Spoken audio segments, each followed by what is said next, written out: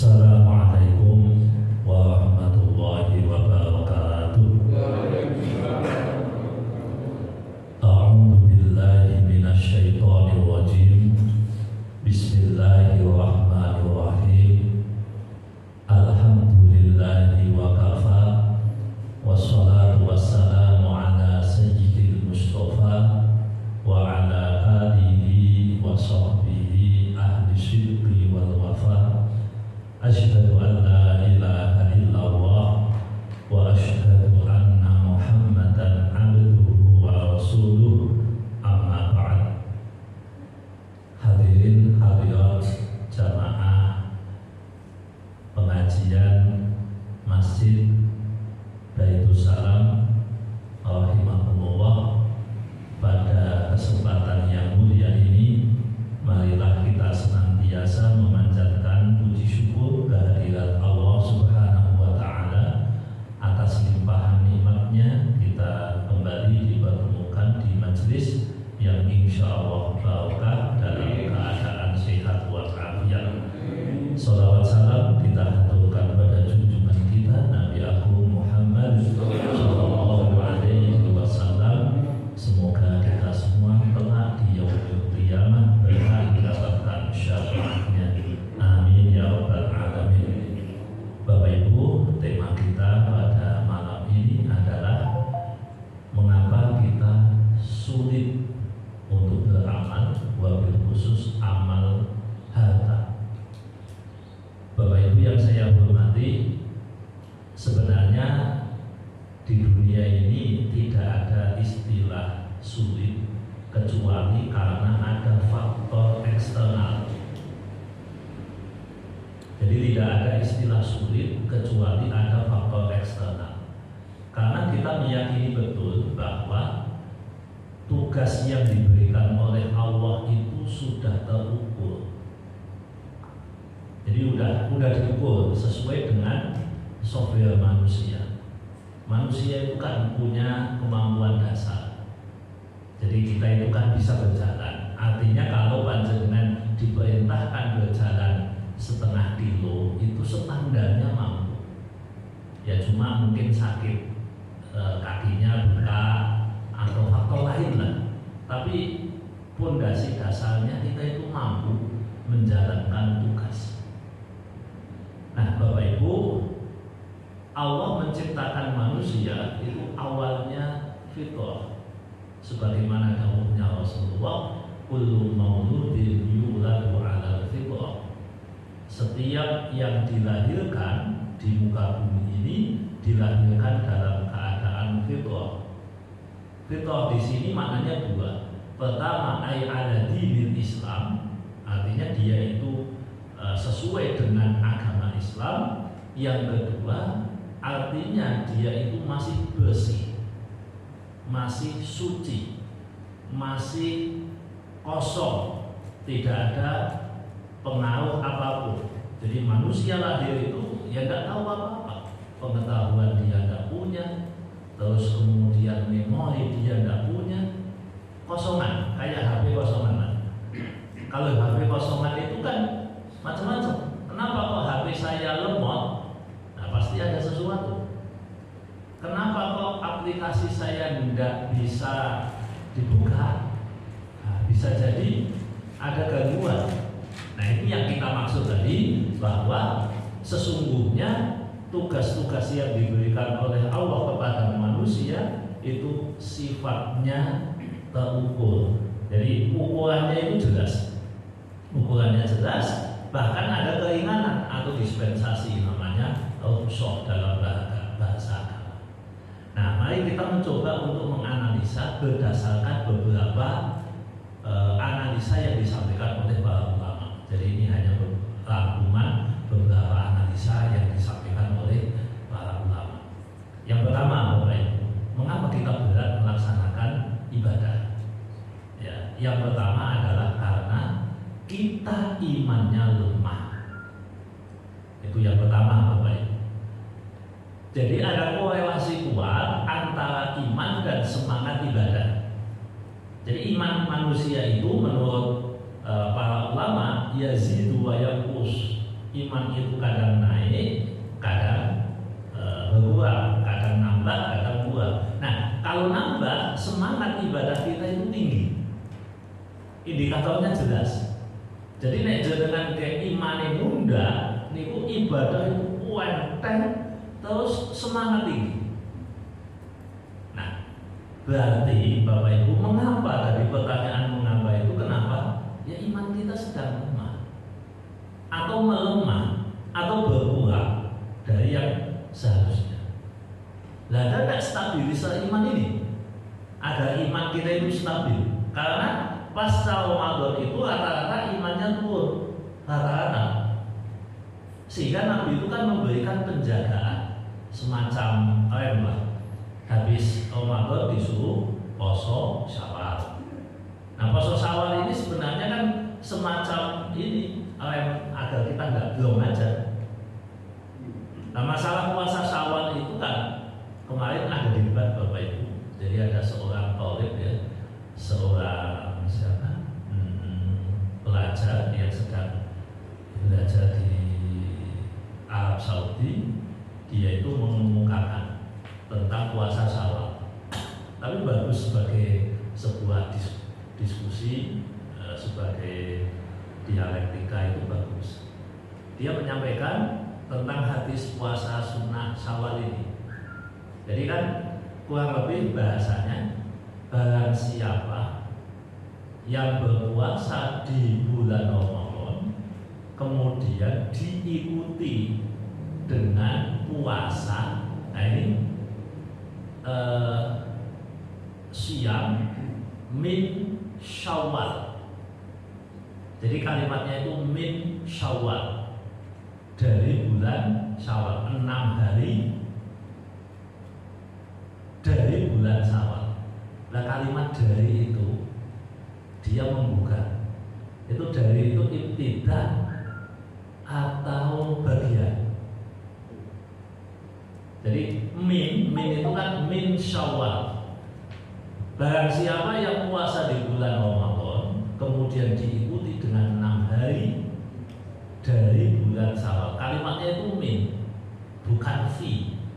Jadi min Syawal, dari bulan Syawal, maka seperti puasa selama 1 tahun penuh.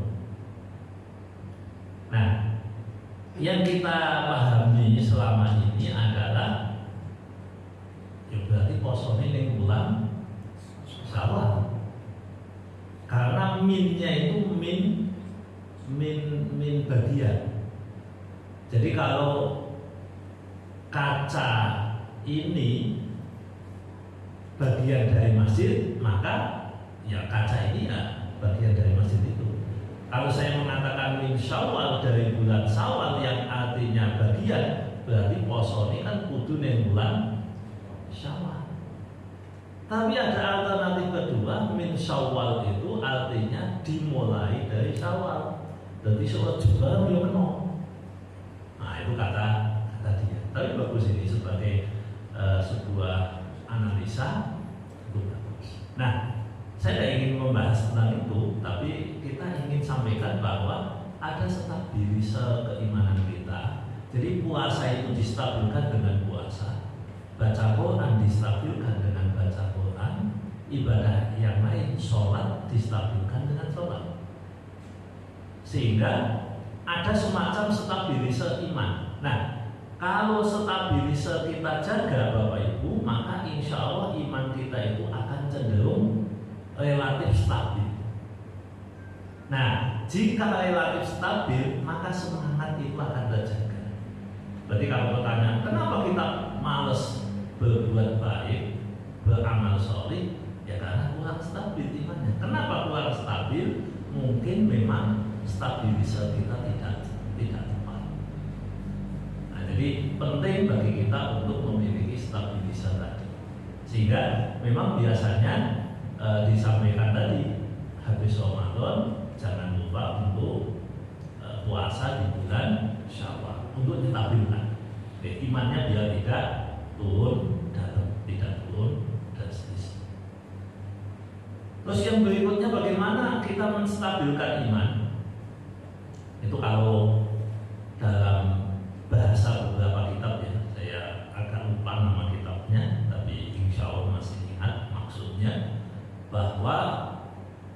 kita itu bisa stabil imannya kalau mau ngaji, Bapak Ibu.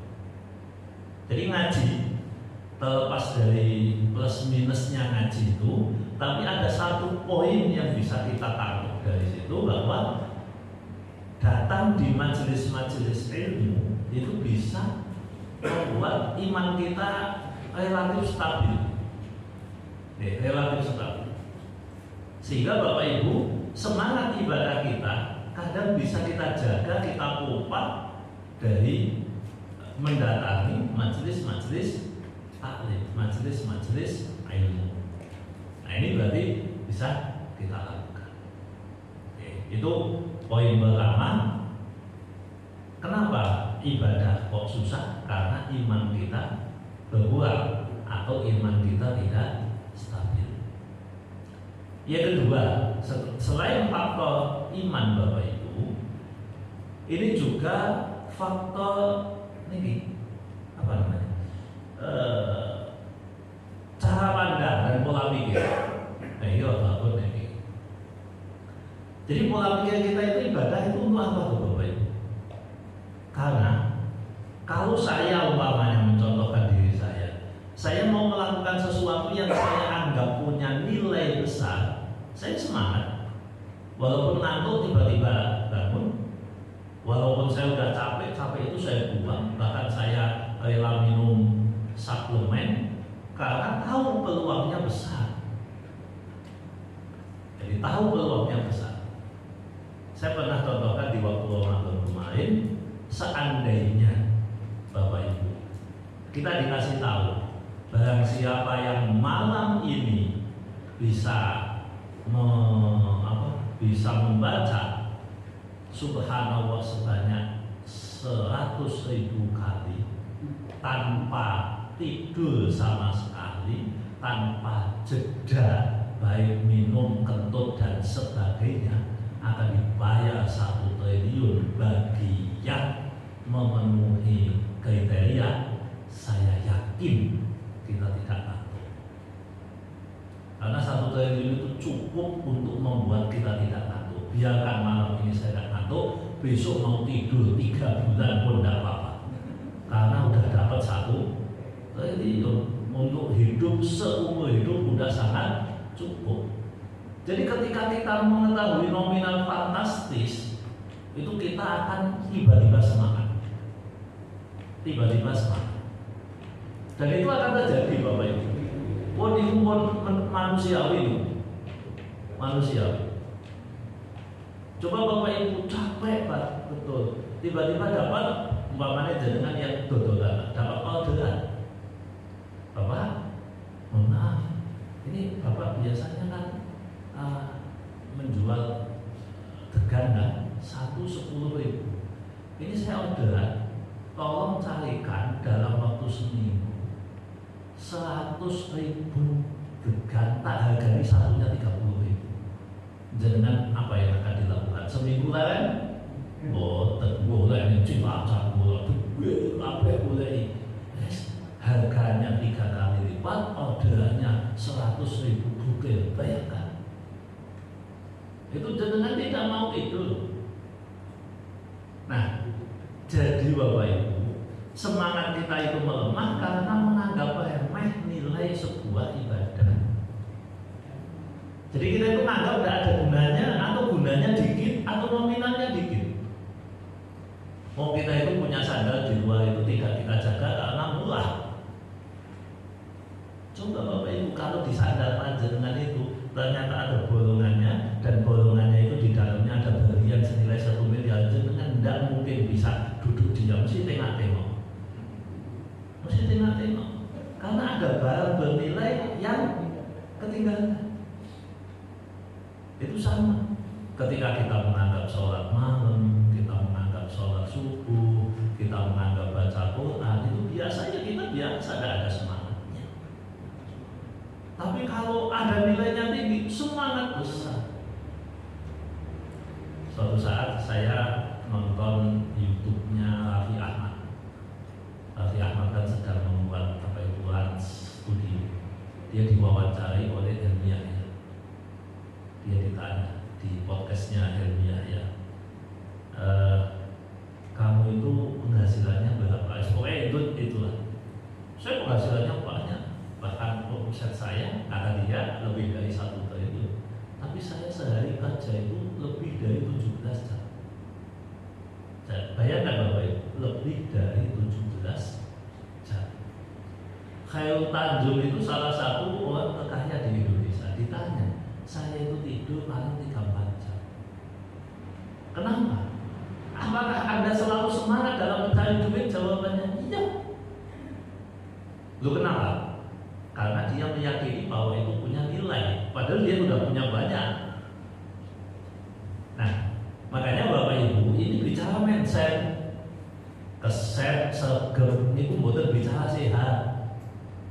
Wah, itu orang kan sehat Pak, enak ke masjid. Siapa bilang yang sehat omahe nang masjid atau di masjid itu pakai? Sikile ora tekan. Padahal mlaku lari maraton 10 kilo nyanda. Mlaku 50 meter ora tekan. Itu bukan masalah sehat dan tidak. Itu ada orang masih sakit. Di mana? Di jamaah, salah satu jamaah ngajian di Bogor itu yang kakinya sakit, diamputasi Bapak. Dia mau matur kula ngeten Pak, kula niku namung pengin kakine kula niku bisa disambung, kula iso mangkat ngaji. Ngoten lho. Dan alhamdulillah sekarang sudah bisa disambung dan dia berangkat tiap Sabtu pagi. Itu luar biasa. Kenapa dia punya semangat itu? Mindset, bukan masalah sehat. Makanya kalau ada orang nanti kalau saya sudah sehat, alah, wih paling alasan dong. Bapak Ibu. Jadi nek kula jenengan kok nunggu sugih, nunggu sehat, nunggu sempat, kuwi nek cara bahasane wong sakniki bullshit. Bullshit itu apa? Dobel. Cara bahasa kampungnya ngomong tegalane kan. Ngomong kosong. Jadi semangat ibadah bukan karena sehat. Banyak orang yang tidak punya kesehatan yang prima, tapi punya mindset yang benar. Maka ngaji itu juga berbicara tentang mindset, cara pandang. Jadi cara pandangnya dari banyak sisi. Kalau kita benar cara pandangnya itu, insya Allah kita punya semangat yang tinggi. Walaupun nanti fluktuasi iya, karena manusia itu kan didesain Allah tidak bisa stabil 100%. Tapi kan naik turun, dia bisa jaga. Nah makanya Bapak Ibu monggo kula jenengan mindsetnya itu dibeneri. Jadi kita ngaji itu termasuk beneri mindset. Kenapa saya sering sampaikan ibadah itu niatnya harus akhirat, itu mindset Bapak Ibu. Kalau kita niatnya duniawi, ya selesai. Ya selesai. Niat duniawi itu gampang selesai ya Bapak Ibu. Kita capek iya, pikiran tidak tenang iya. Kita itu akhirnya beban. Makanya kan orang yang nating tulus itu, yang tidak punya beban itu karena mindsetnya benar. Ya jangan dibalik, wong edan yo nating tulus. Ya kan orang yang tidak punya pikiran yang pas. Tapi Bapak Ibu pada prinsipnya begitu. Pada prinsipnya seperti itu. Tadi monggo kula jenengan jika memang kita punya sisi-sisi malas, ya karena kita itu juga berdoa kepada Allah, ya Allah jauhkan saya dari sifat malas. Al-ajzi wal kasli. Al-ajzi itu maknanya lemah, al-kasl itu maknanya malas. Nah itu kan kita minta ya Allah jauhkan kita dari dua sifat itu. Nah ini yang mindset baru kita bangun, bagaimana agar kita ini benar-benar tepat. Walaupun sekali lagi kita manusia tidak akan pernah sempurna, tetapi kita punya blueprintnya, punya jalan yang bisa kita lewati kan. Jadi mindset itu luar biasa. Orang bicara mindset tentang bagaimana menjadi kaya, mindset bagaimana menjadi sukses. Nah, kita beragama pun mindsetnya harus pas, harus tepat. Suatu saat ini jadi ada salah satu teman ini, dia lulusan dari Al-Azhar, dosen dia ditanya begitu, Mas, ini usianya sekitar ya 45 anak, secara semuanya sudah cukup lah. Ditanya, Mas, jenengan kudu ini kan wis gawe pondok, kenapa itu jenengan kok ora nek gawe pondok? Dia sampaikan, saya punya 3 hal, dan ini kayaknya agak ada chemistry lah dengan saya punya pandangan, saya punya pikiran, kok iso podo. Jadi ditanya dia, saya punya 3 hal kenapa saya belum atau sampai detik ini belum bisa atau belum berani membangun pesantren. Yang pertama, dan ini yang paling utama, saya masih berputar pada niat. Jadi masih belajar ini niatnya kan bohong. Apakah kamu branding diri, ataukah niatnya untuk mencari popularitas, atau niatnya pengen cari duit, atau mas pokoknya niat-niat mas seperti itu, ini masih belum bisa ditata. Itu alasan pertama. Yang kedua adalah manajerial. Secara manajerial kita itu masih lemah, walaupun ini masih bisa ditingkatkan dengan pelatihan, dengan konsultasi, dengan bimbingan, tapi ini masih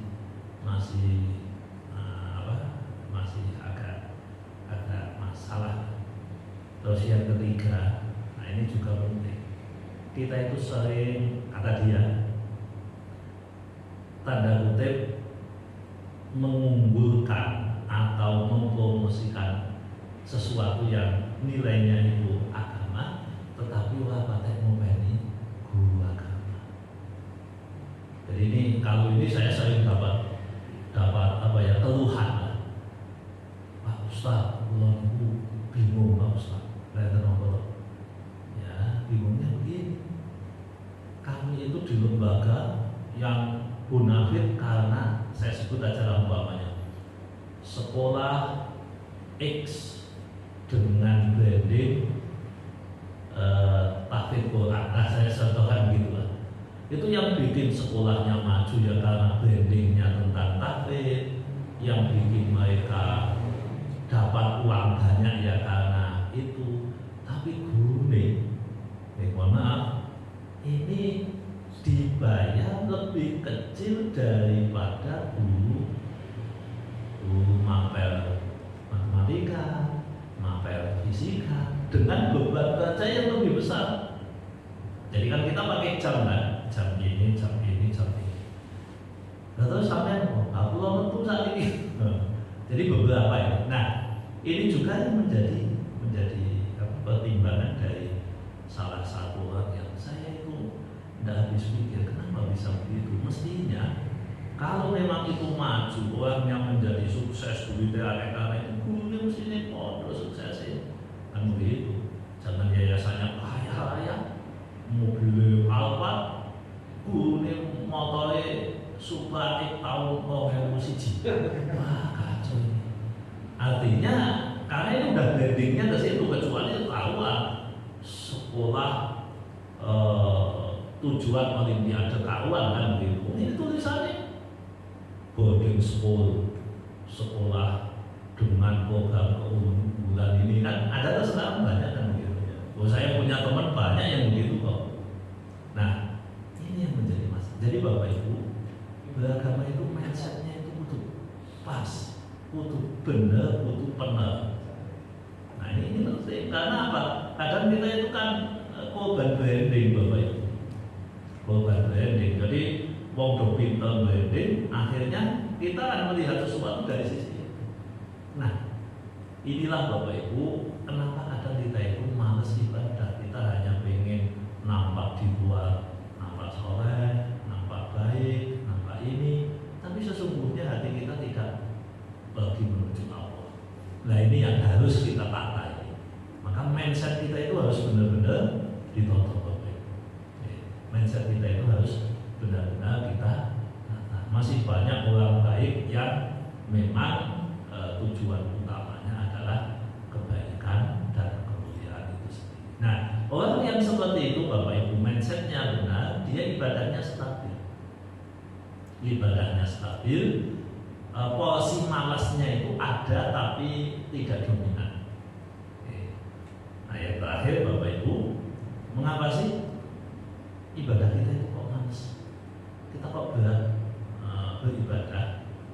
Karena kita salah pilih teman, kita salah pilih motivator, kita salah pilih guru, kita salah pilih teman pergaulan atau yang lain. Itu juga jadi faktor Bapak Ibu. Faktor. Jadi kita sama-sama belajar. Itu kadang ada yang bikin orang itu males. Tidak tahu, mohon maaf ya, ternyata contohnya ini terjadi di beberapa tempat. Jadi orang wong bahkan jiwi males wiridan di Bapak Ibu. Jadi tidak semangat, saya ini yang jenenge wiridan males. Kenapa? Ya tidak tahu. Macam-macam, mungkin karena ada tanda kutip pertentangan bid'ah sunnah atau ada ini. Jadi ibadah ini menjadi berat karena apa? Kita seakan-akan itu mendapat pembenaran kemalasan kita. Kan enten itu pembenaran kemalasan kita. Nah Bapak Ibu, itu jangan-jangan kita salah memilih mendengar. Jadi mendengarkan sesuatu yang mestinya tidak kita dengarkan. Nah, jadi itulah mungkin beberapa hal ini diambil dari beberapa analisa para ulama. Bagaimana kita mensikapi kok kadang kita malas, kita berat melaksanakan ibadah. Yang jelas ini bukan masalah kaya miskin, tidak. Ini bukan masalah sehat dan sakit, tidak. Ini masalah iman kita bagaimana, semangat mindset kita bagaimana, yang ketiga teman kita bagaimana. Kalau tiga-tiganya ini baik, insya Allah ya kita bukan termasuk yang berat melaksanakan ibadah. Oke. Jadi kalau ini diperbaiki, nah kita tingkatkan sedikit demi sedikit, insya Allah apa yang menurut kita sebuah kebaikan dan kebenaran kita bisa memperjuangkan. Walaupun kita kadang tertatih-tatih, kita kadang butuh yang mentek duit banget. Ya memang kadang perlu kita begitu. Ya, Bapak Ibu, mindset itu kalau saya pribadi saya sangat yakin terhadap mindset yang benar itu akan mengubah kita menjadi lebih baik. Saya kira itu Bapak Ibu yang bisa saya sampaikan. Sudah berapa menit? Ya. Oke, saya kira demikian. Terima kasih. Kurang lebihnya mohon maaf. Monggo kita akhiri dengan doa.